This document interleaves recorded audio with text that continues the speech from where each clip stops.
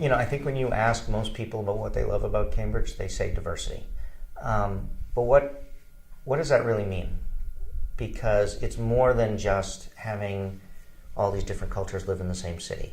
It's more than just foreign food restaurants that we have in the city. How do we live, love, work, grieve together with people who look different than us, that believe in different things than us? That's hard, right? That is a challenge. There aren't many communities that do that well. I think in some ways we do it well, but in a lot of ways we don't. So I think as many opportunities that we can, we should be having more community conversations, bringing people together to share their points of view, to create a safe space where people can actually talk to one another about their beliefs and their culture. We have things like the dance festival in front of City Hall, which brings all these people together. Most of them aren't from Cambridge, unfortunately, but it does bring all these people together, and people can really feel good about being there. But how great is that if everybody then goes back to their own corners, right? So I think our schools are very diverse. I know my twins who are entering second grade. I look at their classrooms and they're incredibly diverse. What happens when people leave the public school system? So I think more outreach, more bringing people together, more community conversations, more activities that where people can come and meet each other and talk to each other. And I think also sort of where people live, right? And we have certain neighborhoods, even though most of the neighborhoods are gentrifying, we still have certain neighborhoods in Cambridge that are have a much higher percentage of low-income residents, for example, or a higher percentage of minority residents. And so how do we integrate everybody? And it's tough, but it's something that we should focus on, because I think our diversity is our greatest strength. But I'm not sure we're capturing all of that as much as we could. Great. And I'm actually going to throw in a question, because this I've given to kind of some candidates who have touched on this issue, and so it sounds as though they've thought about it.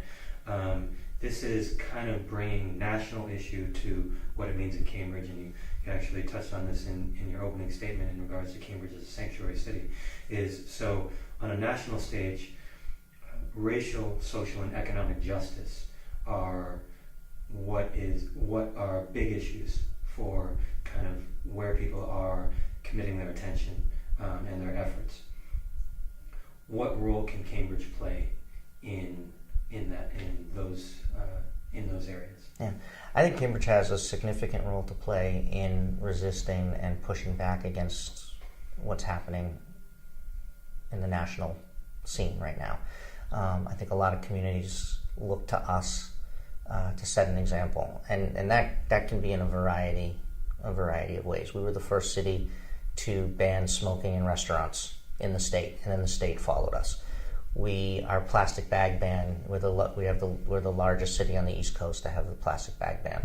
When I was on school committee, I worked to close the Cambridge Public Schools for the Muslim holiday of Eid. We close schools for Christian holidays and Jewish holidays, but not Muslim, and we have a large Muslim population. We're the largest city in New England to do that. I filed a policy order requesting that our state representatives start an impeachment investigation to Mr. Trump regarding the emoluments clause of the Constitution. We've had 10 other cities contact us, or contact me, and CAST, Cambridge Area Stronger Together, who helped.